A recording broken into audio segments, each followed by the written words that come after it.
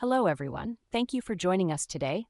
Welcome to the Avexia webinar series. Our topic for today is FLUIDSiQ's Salivary Advanced Stress and Hormone Profile. Today, we have the distinct pleasure of being joined by an exciting guest, Dr. Aron Gonshor, who will be our presenter for this webinar. Dr. Aron Gonshor is a physiologist, maxillofacial reconstructive surgeon, and CEO of FLUIDSiQ, a company that specializes in salivary, dried blood, and both wet and dried urine screening tests, run by a fully accredited CLIA wellness laboratory. Dr. Gonshor has published and lectured extensively to the worldwide wellness community on topics ranging from saliva, blood spot, dried urine, and 24-hour urine hormone analysis, as well as intestinal barrier assessment and metabolic balance profiles. He is presently acting as the scientific advisor for Functional Diagnostic Nutrition, FDN. Without further delay, I will now turn the webinar over to Dr. Gonshor. Hello, my name is Dr. Aron Gonshor, and I am proud and excited to have been given the honor of introducing you to FLUIDSiQ, a wellness laboratory providing services to healthcare professionals in the wellness space for well over 10 years, and recently has joined the Avexia family of lab laboratories. And so let me begin.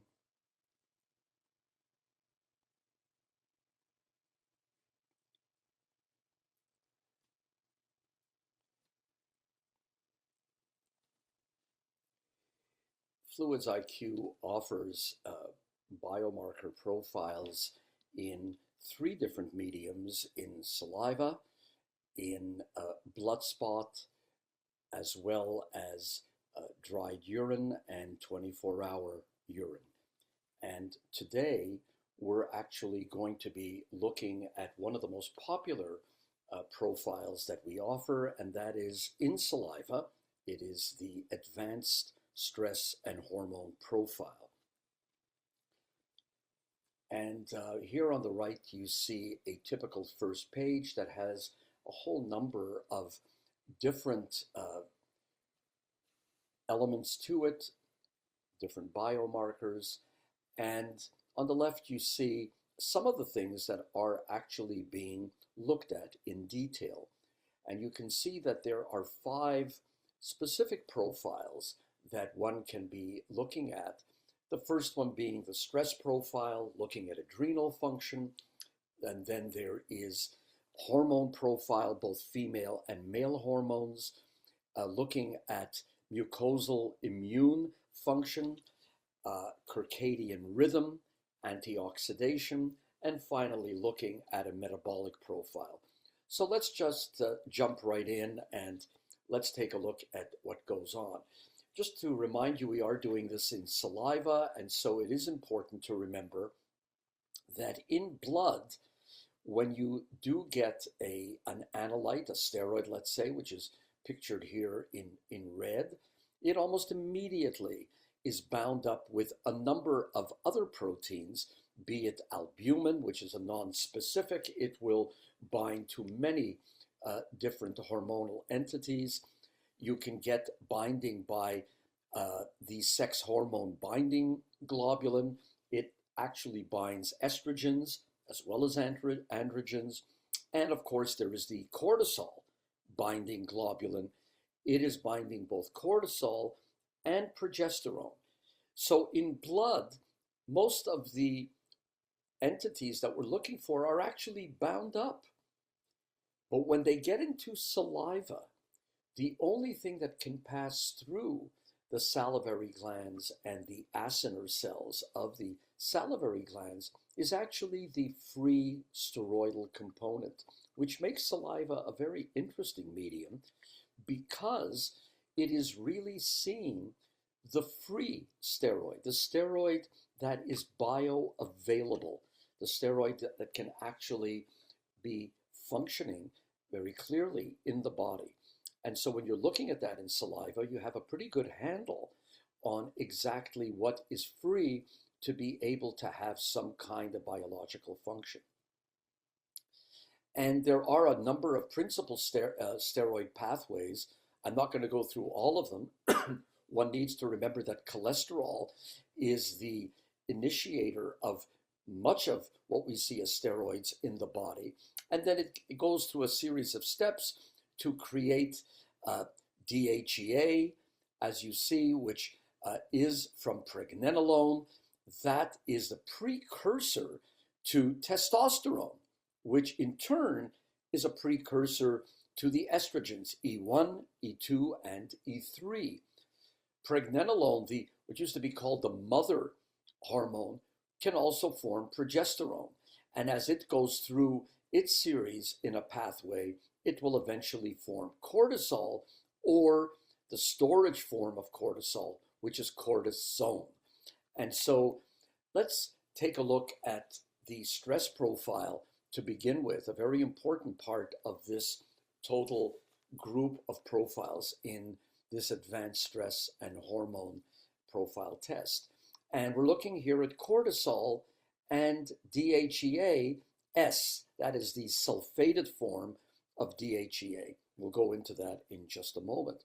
But let's first look at adrenal function, specifically cortisol. And in this busy slide, it's meant to be busy because it's really saying to you that cortisol is involved in a tremendous number of functions within the body, be it the respiratory system, the nervous system, etc. And I have specifically circled several things which are important. And look at the musculoskeletal system. It acts as an anti-inflammatory, which is in fact one of the things that cortisol does and is supremely important in doing. As well, it is involved in what is known catabolism and anabolism, which we'll define in just a few moments. And you see this again, whether it's in the immune system, where it suppresses pro-inflammatory signaling cytokines or mechanisms, and in metabolism, same thing, catabolism and anabolism. Anti-inflammatory for the integuments, the visual system, the cardiovascular system. So all of this is to say that cortisol is the classic anti-inflammatory steroid. And some of the signs and symptoms that you get when you have high levels of cortisol, we all are familiar with these. You get weight gain, mostly in the abdomen, you can in the stomach area. You can get upper neck fat deposits, very round, puffy face, called plethora. You can get high blood sugars, extremely important. You get excess thirst because of ADH release, excess hunger. You have cravings for carbohydrates, frequent urination. There's sexual dysfunction. Women will see irregular menstrual cycles and they will have fertility problems. Both men and women will have decreased libido. And in men, you will get, in many cases, erectile dysfunction. Neurologically, high cortisol levels lead to anxiety, in many cases, memory loss, and often panic attacks leading in some cases to depression, and tragically in some cases suicide, and definitely a lot of irritability. In the skin, some very classic things go on the surface of the skin. You can get wide purple stretch marks. The skin will very often get very thin, so it bruises very easily. There is increased hair growth in females. You will see that when there are high cortisol levels, etc. In bone and in muscle, it is one of the factors leading to increased levels of osteoporosis and fracture, as well as muscle weakness, aches, pains. In the immune system, you get increased infection susceptibility at the same time that you're getting decreased ability to heal wounds. High blood pressure, increased adrenaline causing this, and sleep problems. Many people will complain of waking in the middle of the night at 2 or 3 o'clock in the morning. A lot of fatigue. So there's less tolerance to stress and there is increased inflammation.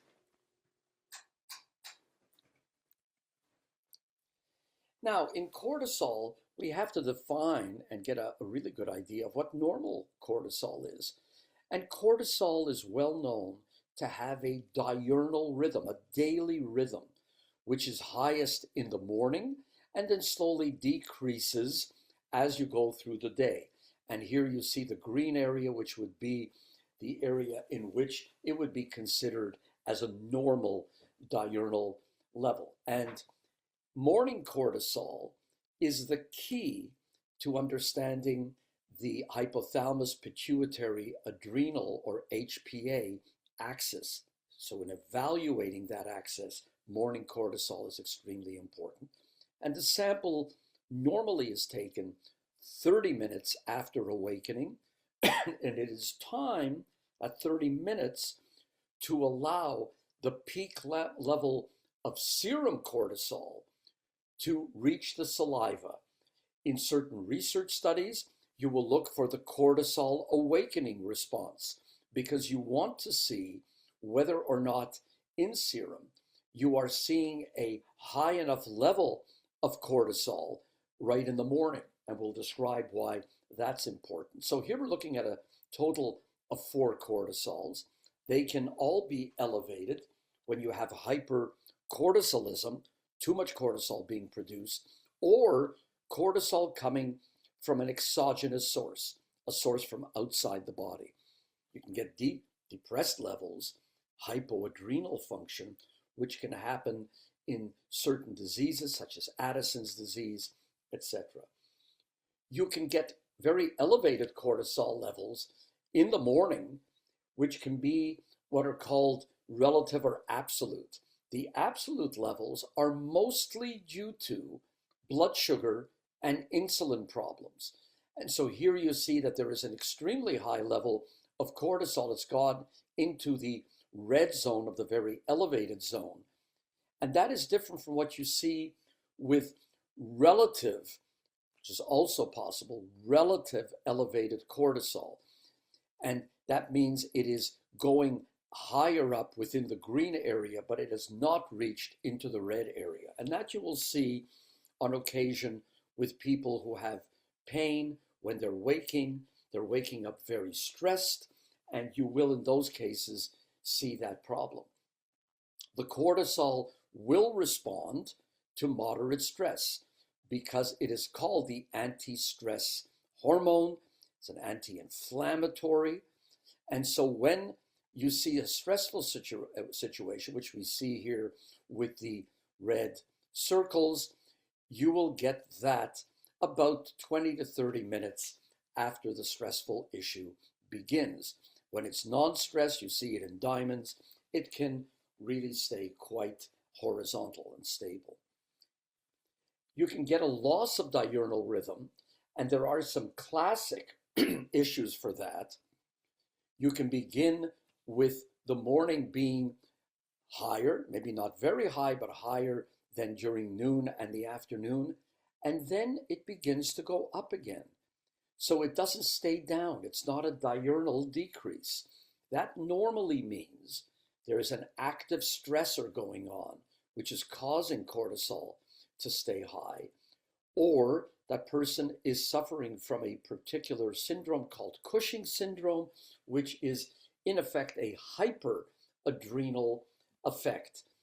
You can get an unbalanced pattern, which sometimes looks like pattern 1, but it's even more accentuated, in which you have a higher drop and then a higher increase at the end of the day. Very often with depression, you will see this. And when you have that, it can very easily cause sleep disturbances. And thirdly, here we're showing hypocortisol curve, or a lack of a curve. It's pattern 3. And here you have just very low cortisol. There's no cortisol that's being created. And so in a case like that, one needs to be very, very careful, because very low cortisol creation means there's very little anti-inflammatory action. One sees this mostly in cases of Addison's disease or the HPA axis unable to respond and create cortisol during sleep. That was just a very quick overview of cortisol, and that's all we're doing today is giving you just a look at 30,000 feet to get an idea of what's going on.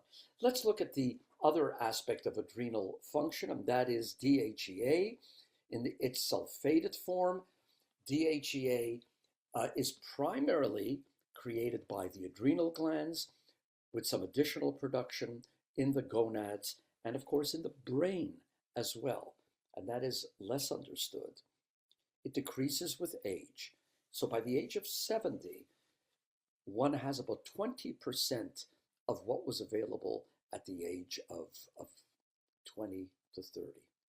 And the decrease is related to a whole series of age-related diseases. For example, cognitive decline, osteoporosis, cardiovascular disease, and cancer. And the result of having that decrease means that there's less capacity of the sex hormones, which we'll be discussing in a moment, to protect brain function, because that is something which people don't normally think about. But normal sex hormone function is extremely important to the protection of brain function. So the brain becomes more susceptible to the neurotoxic effects of cortisol, because cortisol will damage the brain when it is in a hypercortisol level. And DHEA is normally there to balance that out until it can't. And that's what happens in aging. So as far as its structure and biosynthesis, you noticed before that I said we begin with cholesterol. Pregnenolone then becomes what used to be called that mother hormone, eventually leads to DHEA, which in its pathway then will create testosterone. And testosterone normally is seen and quite often is analyzed in a subsequent form, which is called dihydroxytestosterone, DHT. We're not going to concentrate on that today. We give another lecture on 24-hour urine, where we will go into that in great detail. And of course, as I said, DHEA can be sulfated and can also be a pathway to the estrogens. So sulfation facilitates DHEA transport and excretion, and it's one of the reasons we show it in its sulfated form. And when it's sulfated, it alters the biological activity and availability of DHEA. So both DHEA and DHEAS, as I said, are really vital precursors to the androgens, testosterone and DHT, and of course the estrogens. And the conversion of all of this occurs in the peripheral tissues, in the gonads, in adipose tissue, and of course in the brain. So what about the clinical significance of DHEA? Does it have potential as a biomarker? And the answer is yes. DHEA and its sulfated form, you can see in neuropsychiatric disorders. Low DHEA is very clearly associated with depression, with anxiety, and it can go on to schizophrenia, Alzheimer's disease. So it can be a very valuable biomarker, and it has a very potential therapeutic role, supplementation with DHEA in the management of some of these problems we just discussed. And so, yes, as a biomarker, it becomes quite important. In endocrine disorders, it is important. Adrenal insufficiency leads to low corticotropin secretion, which in and of itself then results in low DHEA and DHEAS. So that means that they are very valuable biomarkers to assess the functioning of the HPA axis. That means the brain's effect on the adrenals. In aging, As I mentioned, there's a tremendous decline in DHEA, so it has the potential as a biomarker of aging in and of itself. And so DHEA supplementation has positive effects on various age-related changes. And what are they? Well, cognitive issues, muscle strength. As you remember, after the age of 50 or 60, muscle strength goes down about 2% a year. Similarly with bone health and immune function. So it's important, if you want to be able to track the effects of muscle mass, strength, exercise capacity, etc. A lot of those are still being studied. And for cancer, it is important to note that it has a reliable association with postmenopausal breast cancer risk. So when you're looking for that kind of risk, it is a good idea to take a look at DHEA function. As well, it is a successful biomarker when looking at premenopausal breast cancer. In fact, it has a clear association for both estrogen and or progesterone receptor positive tumors, as well as in those people who are over the age of 45. So if you take a look at an adrenal stress profile, which is really one of the most important things that we're looking at in this particular test group, the reasons for doing adrenal stress testing would be, well, of course, stress in one's life, when one has fatigue or low energy, when your client or patient has abdominal weight gain, they have sleep disturbances, insomnia, anxiety or depression, and even blood sugar imbalance. One of the things that you should be looking at is testing adrenal stress. And one needs to remember that when you go from a normal situation to a progression of problems that you have with the adrenals, stage one, and these are extremely well known for many decades now. With stage one, you begin to get an increase in cortisol. There's an over response. Because there's such high stress, the adrenals are pushing out more cortisol as the anti-stress hormone. At the same time, DHEA goes down. It's almost like a seesaw.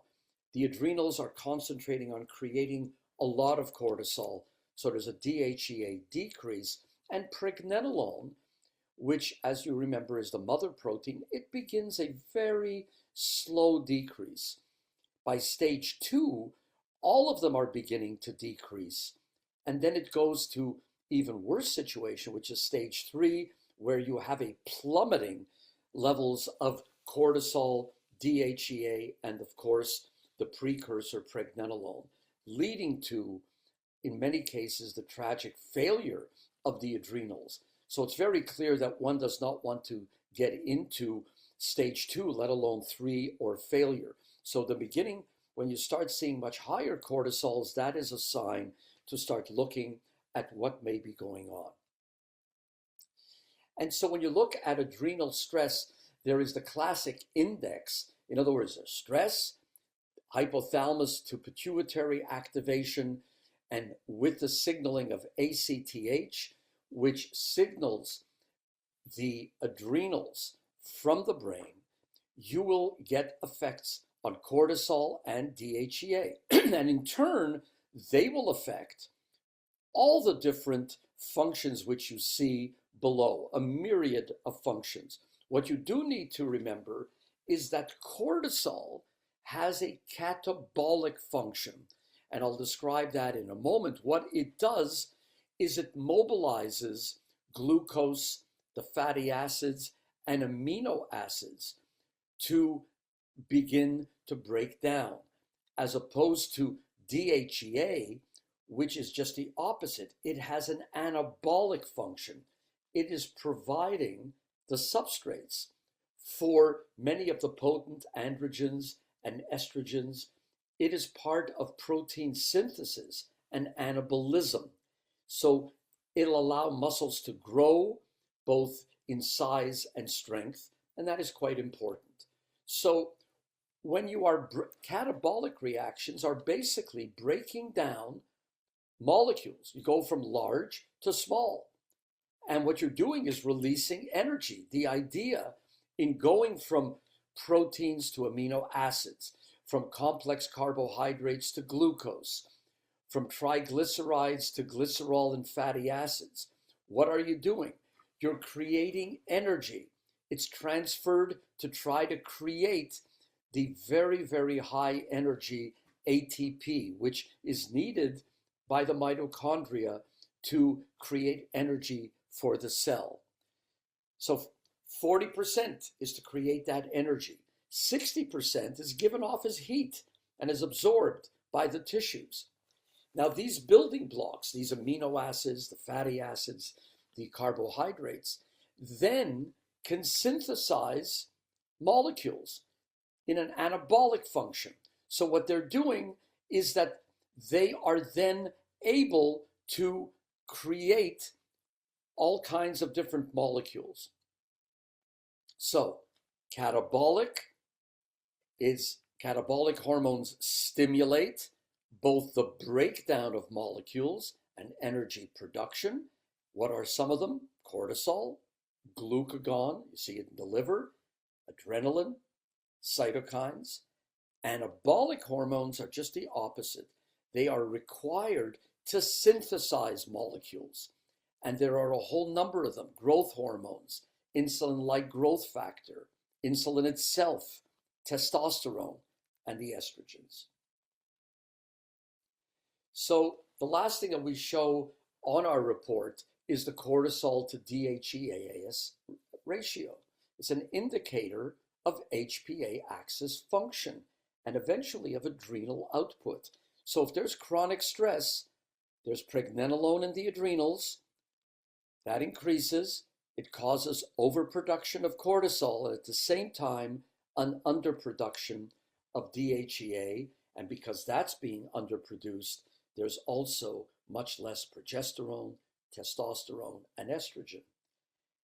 And that causes an elevated ratio because there's a lot more cortisol, the numerator, to DHEA, the denominator. And if the ratio is high, you get adrenal dysfunction. So this is a way of being able to help identify an HPA axis dysfunction. And with that, you're able to refine the therapeutics. Let's take a look at the estrogens, the female and male hormone profile. So you have estrogens, specifically estradiol, progesterone, and testosterone. And this is seen on the report. Normally here you see estradiol, progesterone, testosterone, and we break it down. So you're looking at the reference ranges in the various phases of a woman's cycle. What is it like postmenopausally? What is it in males? Because males also have some estradiol. And it's the same thing when you're looking at progesterone, different parts of the cycle, etc. And testosterone, we look at it both in male and in female, looking at it each decade, starting from 20 all the way after 70.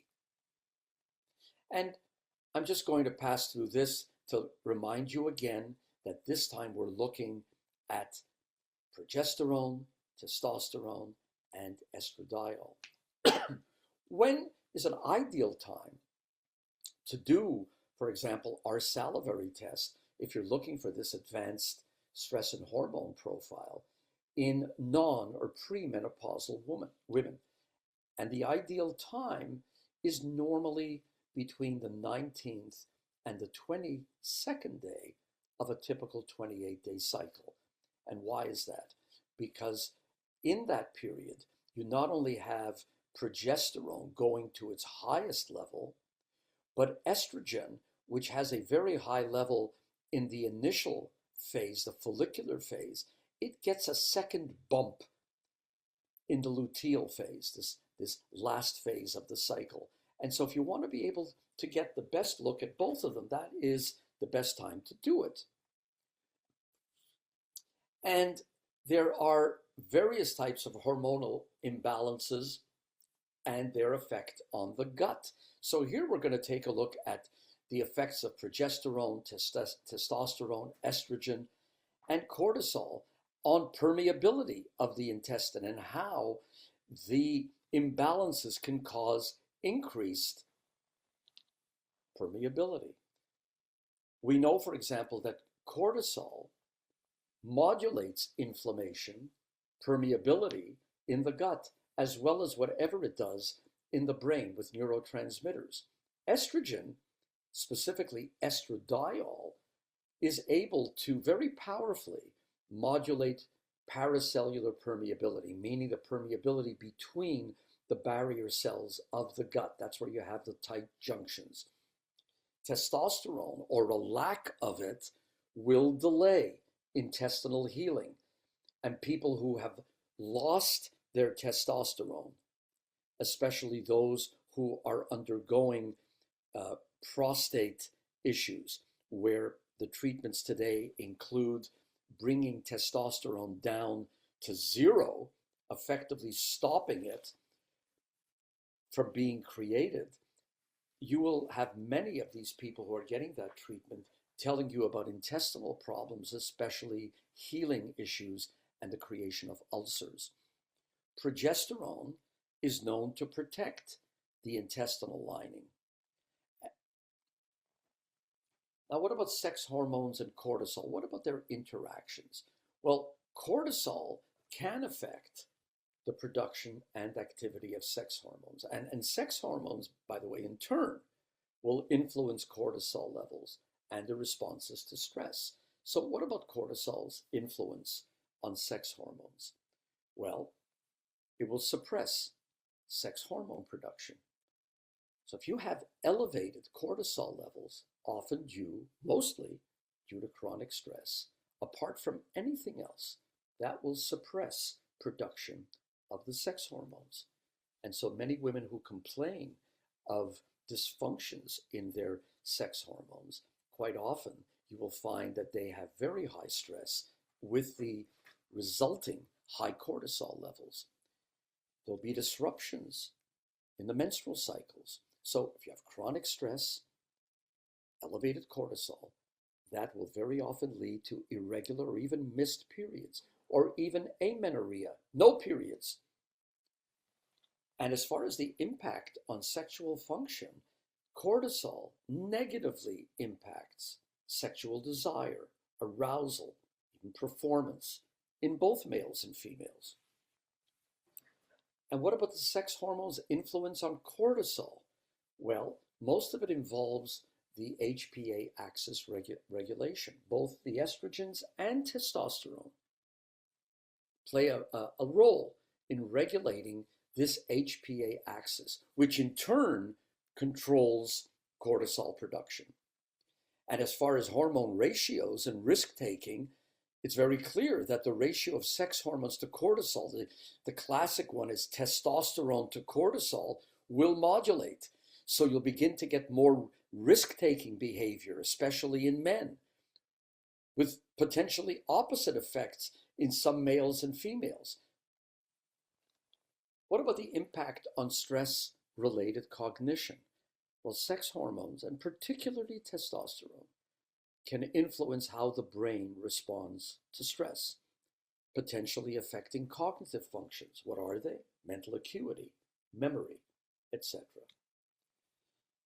Let's look at the third profile, excuse me, in this 5-profile system. And we're going to look here at a mucosal immune profile. Very important, especially for the gut. Specifically, we're talking about secretory IgA, SIGA. And here you see it. We're looking at it in a morning sample. And one of the things that you need to be aware of is that there are 5 immunoglobulin classes. So here you have IgG, IgD, IgE. Then you have IgA as a dimer, 2 of them together.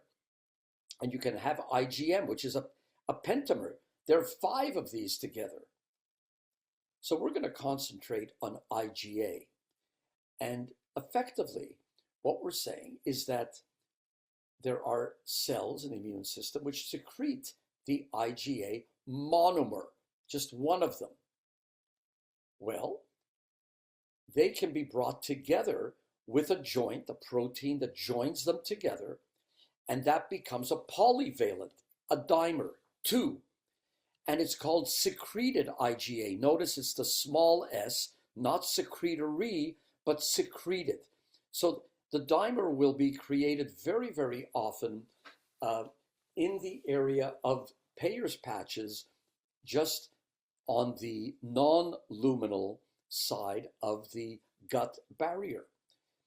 But when this dimer goes through the mucosal barrier cells, it changes and it becomes still a polyvalent, but now it is called secretory IgA with a big S, because there is an extra component called the secretory component, which is added to it. And we will discuss that in just a moment. So secretory IgA, it's very important to note, it is the main immunoglobulin in mucus secretions, not just in the gut, in other mucus secretions of the body, but mostly the gut. So you have them in tears, saliva, sweat, the colostrum, GI, of course, and gastrourinary tracts. The secretory component, why is it there? Well, it protects the IgA dimer from proteolytic enzyme degradation. If that IgA is sitting in the lumen, it's sitting in an acid environment, so you don't want it to be destroyed quickly. So by having this secretory component, it's there to allow survival in this gastrointestinal environment. And what does it do? It inhibits the inflammatory effects of other immunoglobulins. If you've got food coming in and other antigens, you don't want the body to be creating massive immune response to a lot of them. You want to have an entity in the gut, in the lumen of the gut, that is able to damp things down, to say, it's okay, I've got this, you don't have to send out the big guns. So it decreases immune response to particular antigens like foods. In fact, one of the ways in which it's noted is as oral tolerance. So oral tolerance effectively is the suppression of strong immune responses to food antigens and, of course, commensal intestinal microbes that are coming in from the oral route. Many have called that anergy. It's the body's failure to react to an injected allergen or antigen. But here, the body's doing it on purpose. It doesn't want to create a very strong reaction. It prevents harmful immune responses to really harmless antigens like foods. And so we know there are multiple mechanisms of tolerance that are induced by oral antigens, and you want to keep it very low unless there's a real problem. So patients with defective secretory systems have circulating immune complexes containing ingested antigens, and they develop very high incidence of allergies and autoimmunity simply because their SIG-A function is dysfunctional. So how does SIG-A actually work? Well, in the plasma cell, which is sitting in the lamina propria submucosally, remember there's the mucosal cell barrier, this is the gut lumen. So the plasma cells secrete these dimeric IgAs. And what happens is that these IgAs in dimeric form will be picked up by a receptor on the mucosal cell surface. And they are immediately brought into the cell. And while they're there, a portion of that receptor which pulled it in gets cleaved. And so part of that receptor becomes, in effect, the secretory component attached to SIGA. And in having that, SIGA is then able to function. And what are its key functions? Well, there's immune exclusion, anti-inflammatory properties, and homeostasis of commensals. Now, what does that mean? Well, immune exclusion, I made mention of that a few moments ago. It's the first line of defense in infection resistance. You want to be able to take care of whatever you need to, look for the real pathogens, but don't over-respond in the beginning. So SIGA prevents microbial pathogens and antigens, such as toxins, from gaining access and creating adhesion to intestinal cells. You don't want those toxins to attach to the mucosal barrier cells. And what it does is it is able to do that by doing three things: agglutination, mucus entrapment, and or peristaltic clearance. Now, what does that mean? Well, agglutination basically means that the SIGA crosslinks, it attaches to the invading microbes or toxins, it binds up with them. And by doing that, it neutralizes them. And it's doing that in the mucus layer, which lies right up against the barrier cells in the lumen. So it entraps the microbes in the mucus. And by doing that, it inhibits them from moving around. They lose their motility. And at the same time, what it does is it increases the muscle movement of the gut to peristaltically, meaning waves of muscle movement to clear all of that stuff out of the gut. So in that way, it's able to very much silently take care of things and not have a major immune response to everything that comes into the body. Well, what happens if there's low secretory IgA? Well, quite often that's due to a mucus layer dysfunction. There's a decrease in SIGA or HBD, which is the human beta defenses. It's another protein system produced by the cells of the barrier layer. And so all that means is that in order not to have a dysfunction, you need a very diverse and abundant microbiome. If you don't have it, it can cause problems. If there's stress, there's adrenal dysfunction. There's increased cortisol.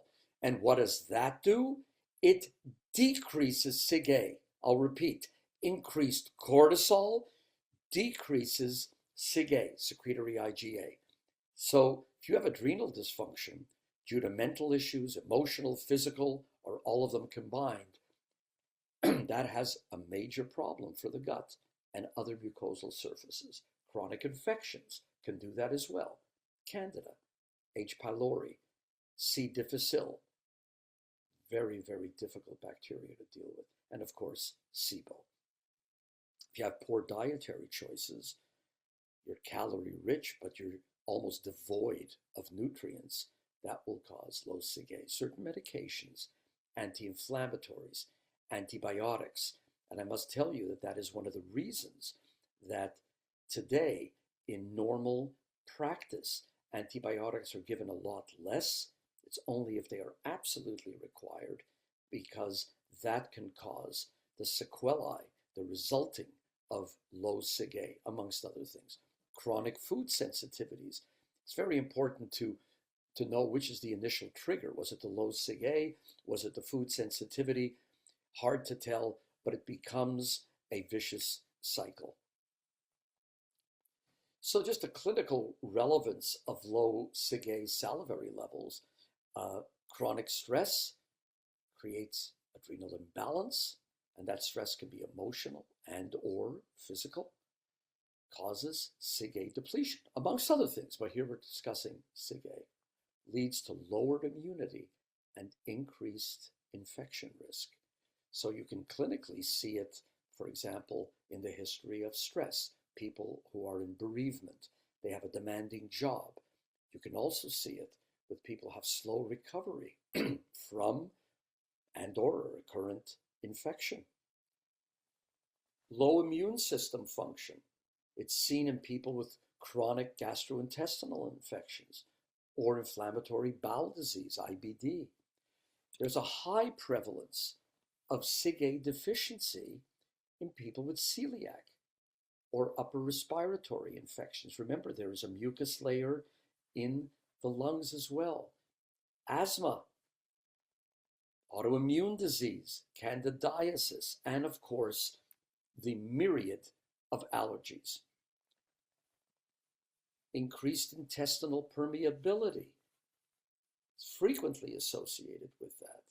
So decreases in SIGA's ability to keep that immune tolerance, remember that oral tolerance, to commensals or foods, to be able to tag food as safe. If you can't do that because it's low, that's going to increase intestinal permeability. And low SIGA may lead to increased food sensitivities, very often due to all these things which I've just discussed.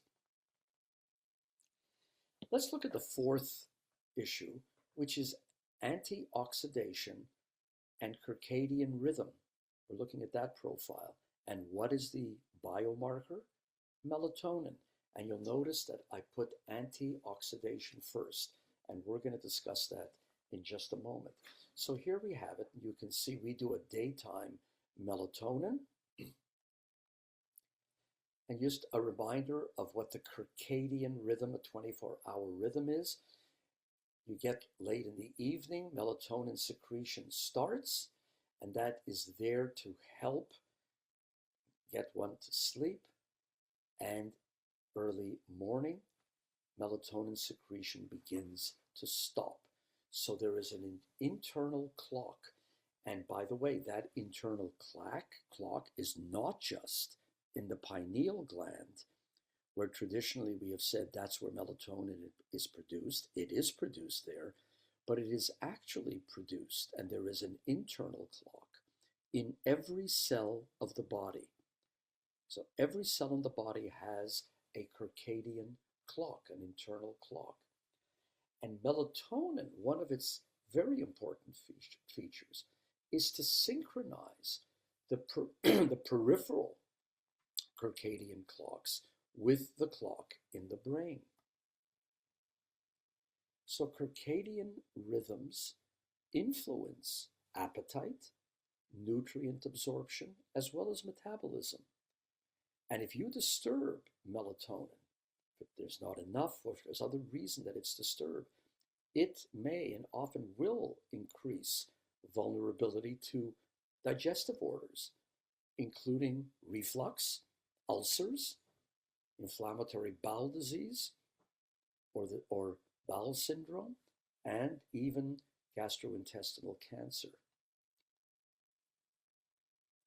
So I mentioned before the pineal gland begins to produce melatonin in the evening, and the production of melatonin by the pineal gland, it peaks in the middle of the night, and then it slowly begins to come down. So sometime between 5 and 7, it's already gone down to a low level. But melatonin, I must explain, is a multifaceted hormone, and it has a lot more function than just the pineal gland in sleep. Just a reminder, it's produced originally by the substrate tryptophan, which will produce serotonin, and serotonin in turn produces melatonin. But tryptophan can't produce melatonin directly. And melatonin's major function, in fact, one can say the most important function in the body, is actually mitochondrial protection.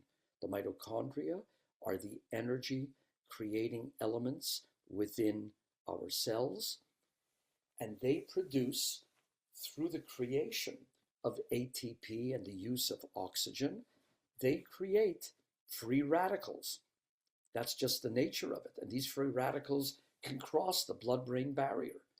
So one of the things that you need to do is to increase the antioxidants. And two of the very important ones are superoxide dismutase, SOD, and glutathione, which many of you are familiar with. Well, melatonin is very important in creating and being a part of the creation of both SOD and glutathione. Of course, we know that melatonin is important in sleep regulation, specifically getting to sleep. It also regulates GI motility. So it decreases GERD, that's gastroesophageal reflux disease, and of course, local anti-inflammation. It does other things. It's important in chelating transitional metals and in neuroprotection. I mentioned that earlier, but it's very important in age-related neurogenic disease. It decreases anxiety and depression. It's also very important in female and male fertility because it decreases gonadotropin-releasing hormone, so that is one of its functions within the brain. And on top of all of that, it plays a significant role in both insulin and blood sugar balance. So if you've got good circadian rhythm, it creates decreased oxidative stress, and sleep disruption, as opposed to this, causes increased reactive oxygen and nitrogen species. So we need to remember that melatonin has multifunctions. Just mentioning here melatonin and insulin, just to give you an idea, melatonin helps to regulate the production, the secretion, and the action of insulin. And insulin, of course, is very important for blood sugar management. We'll discuss this in a few moments. Melatonin, how does it do it? It regulates the expression of GLUT4. GLUT4 is a glucose transporter 4. That's the receptor that comes up to the membrane of cells to allow cells to bring glucose into the cell for energy. So how is it doing that? It triggers phosphorylation of this insulin receptor. And by doing that, it activates the effect of that receptor. And by doing that, it facilitates the opening of a channel, allowing glucose to diffuse or enter into the cell. So if there's decreased melatonin, it leads to increased insulin resistance. The cell says, my receptors aren't working well. I am not going to respond to insulin. And so you get insulin resistance. What's the reaction to that? Increased weight gain and diabetes.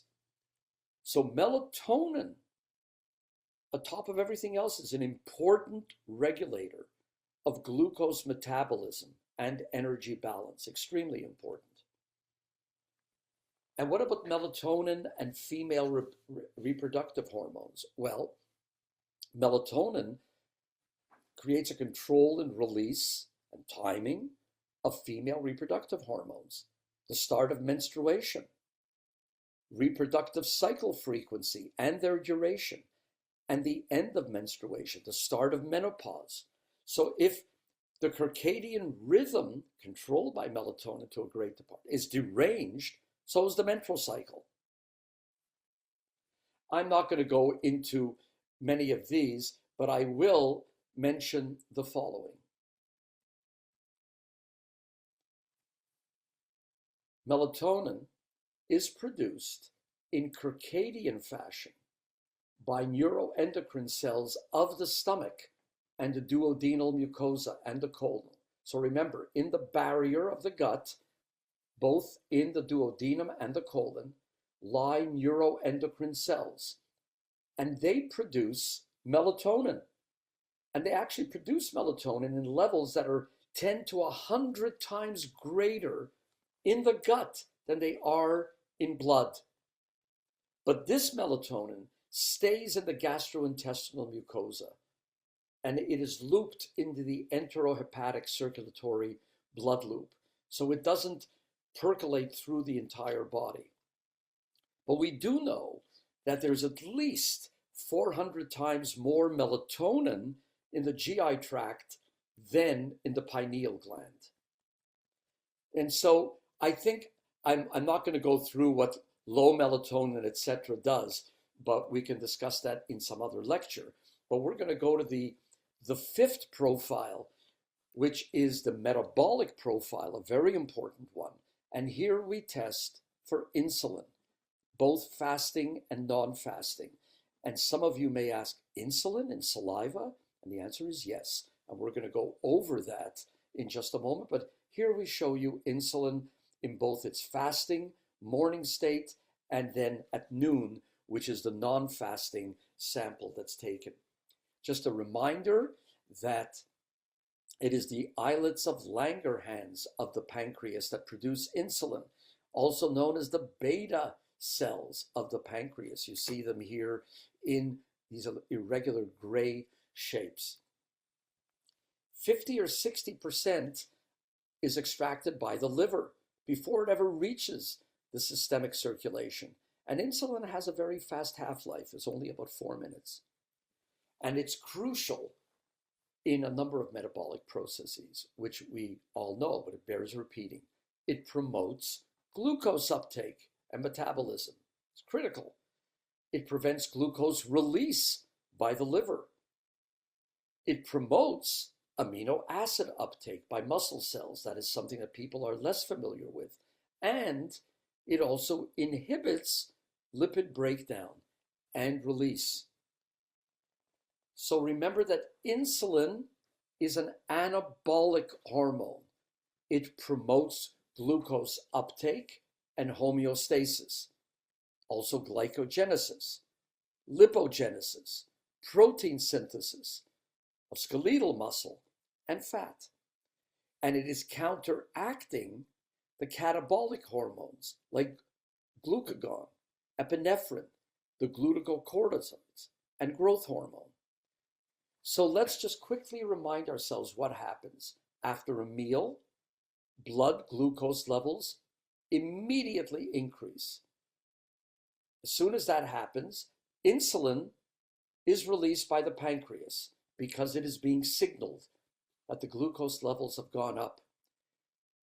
The insulin gets released and it stimulates glucose uptake and storage in what? In fat cells, in the liver, and in muscle.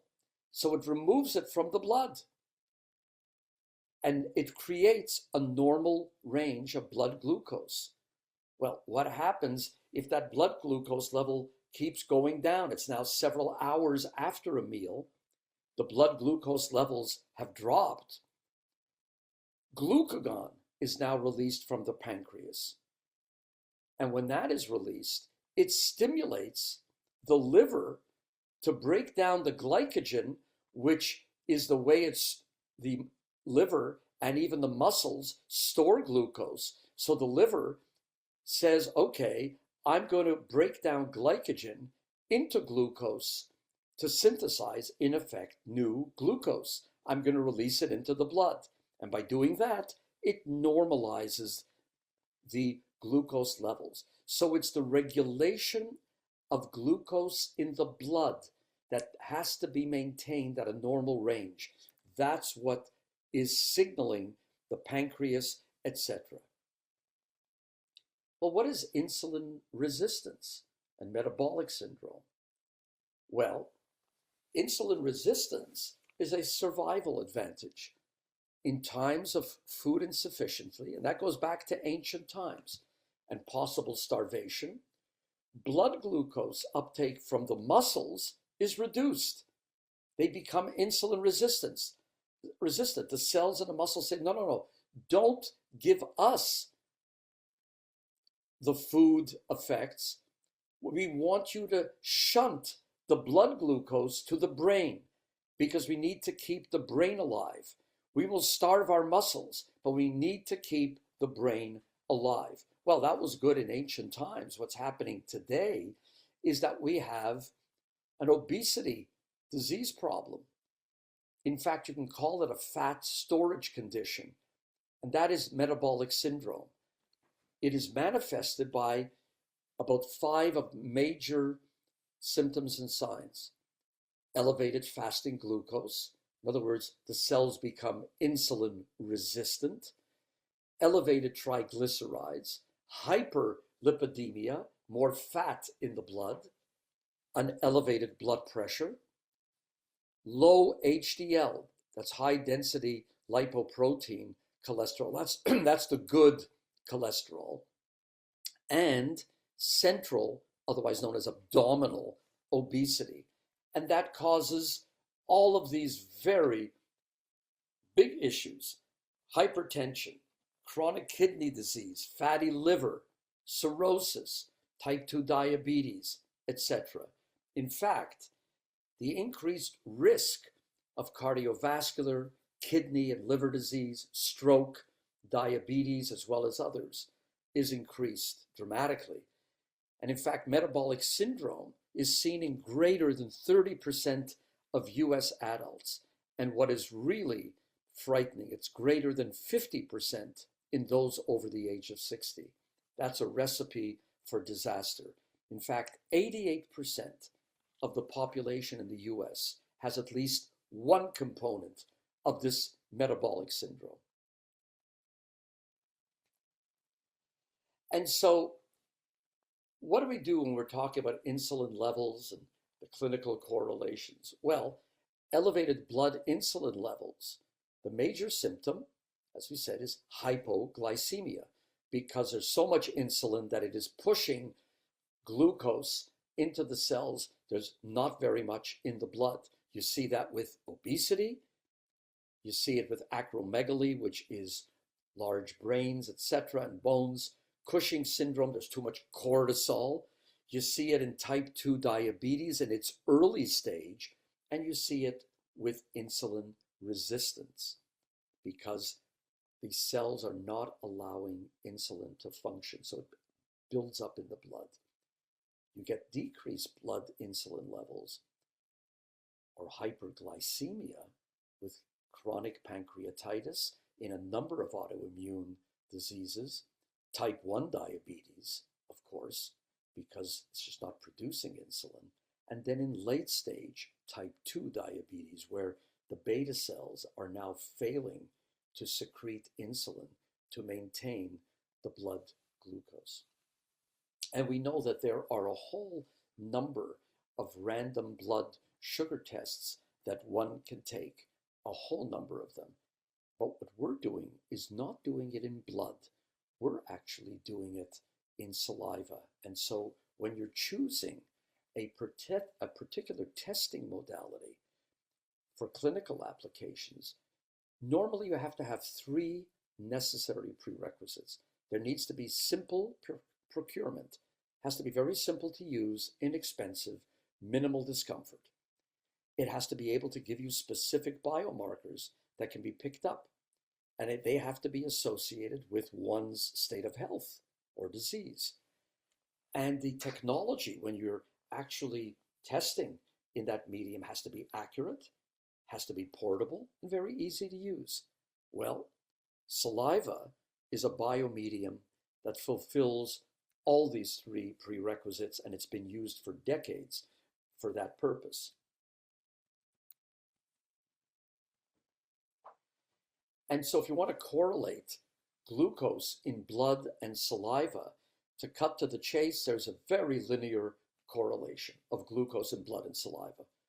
For example, here, for healthy subjects in a fasting state, this is blood on the X, the Y-axis, very, very linear relationship. So although there may be highly individual reactions, there is good correlation, both pre and in 2 hours after glucose intake. So saliva can really function as an alternative, non-invasive diagnostic and non-diagnostic method for diabetes, for example. What's the correlation of this salivary and serum insulin? Well, when you look at saliva and serum insulin, the fasting insulin, the normal range is extremely linear, very linear. And when you take a look at what happens to insulin levels in saliva and serum after you do an oral glucose tolerance test, if you push a dextrose challenge, what you're going to see as soon as you take in the dextrose, you're going to see immediate, here the red squares, immediate increases in insulin in the blood, and then about 20 minutes later, you're going to see it increasing in saliva. So elevated fasting insulin or an insulin dysregulation after glucose ingestion, meaning that it starts to go up or down, whatever, are hallmarks of insulin resistance. And you can see it in saliva. So when you're doing a test, and when we do our test that is sent out in the kit, one of the things that's included is what's known as a carbohydrate challenge test. And this is a paper, and you see it here on the right. This is included in the kit. And it says, if you're doing this test, an hour before you start your noon meal, ingest 75 grams of carbohydrates coming from any of these breads, grains, fruits, starches, and that's part of a meal that may contain other things such as fats and proteins. And by doing that, you are able to screen for insulin resistance. Since to determine an insulin response, you have to ingest a meal that's rich in carbohydrates and to see how does the body, specifically the pancreas and its creation of insulin, how is it responding? And what we now know for many years now is that there are good, reliable reference ranges, not just for serum insulin levels, but of course for saliva.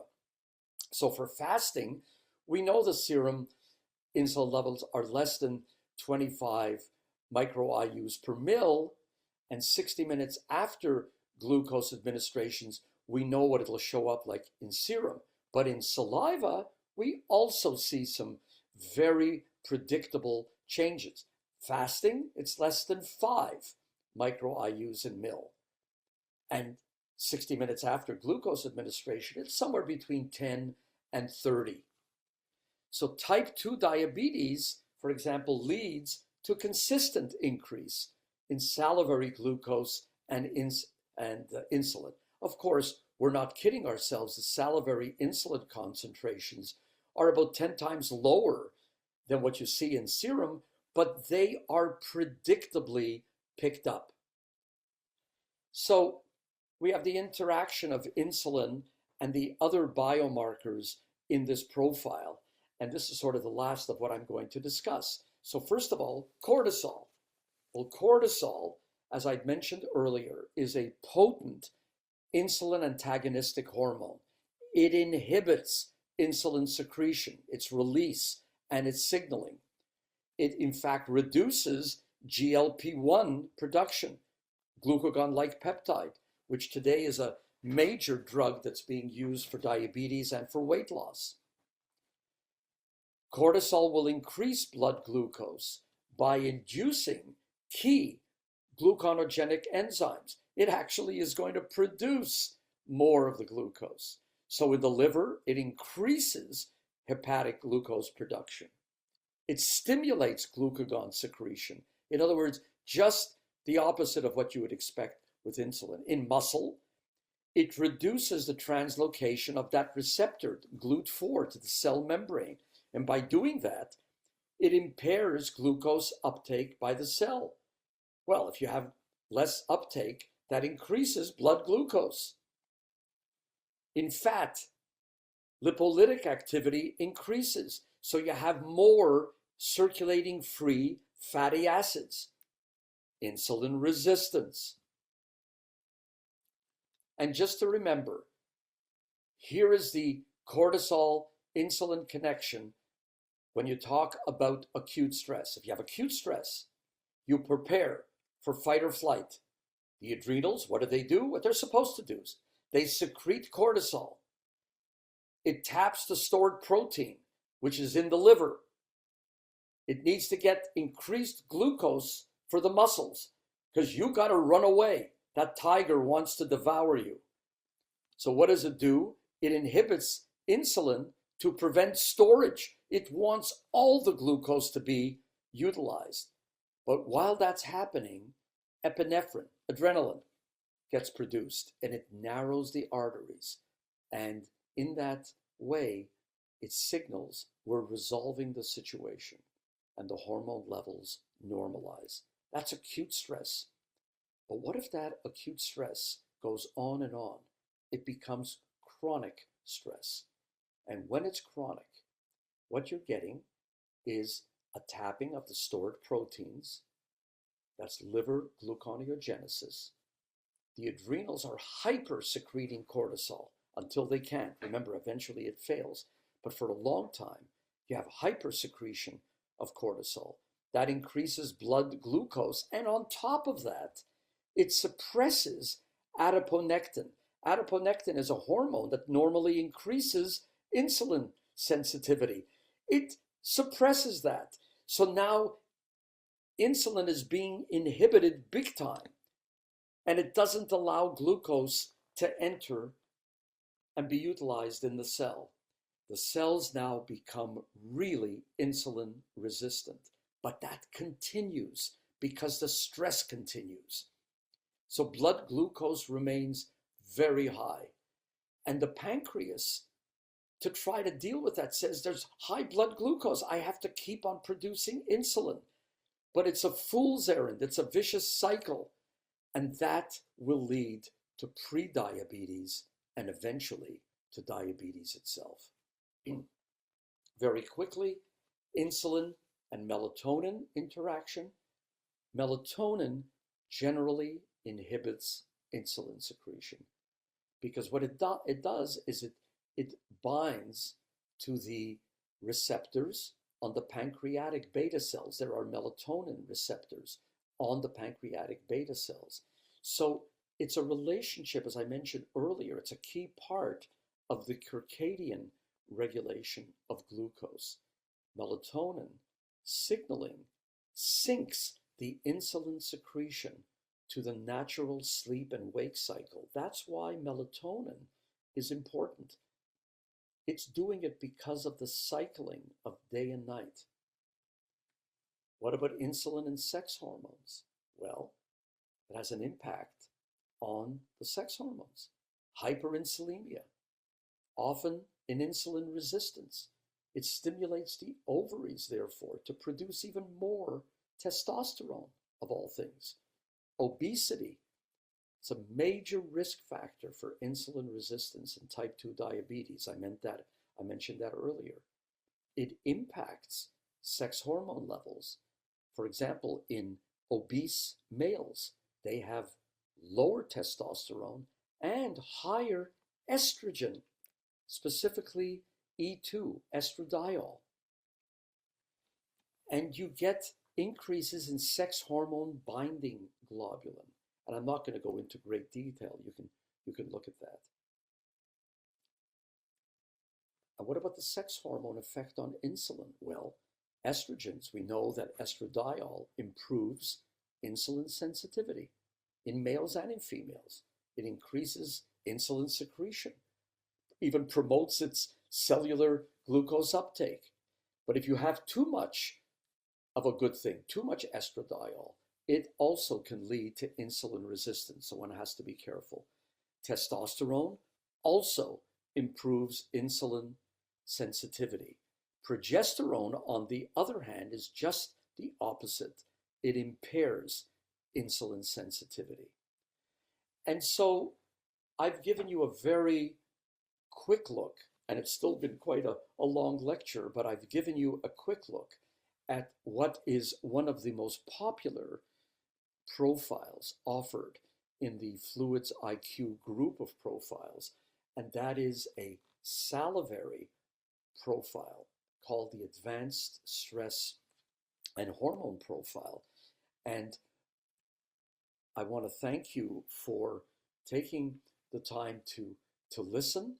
If you would like to have more information, it'll be our pleasure to be able to answer your questions. You can ask through Avexia. But with this, I want to thank you, and I look forward to speaking to you about the other profiles which are offered by FLUIDSiQ. Thank you very much. For any questions or issues, you may contact Avexia Diagnostics by email at info@avexiadiagnostics.com or by phone 5 days a week at extended hours, 8 a.m. to 8 p.m. Eastern Time at 888-852-10 2723.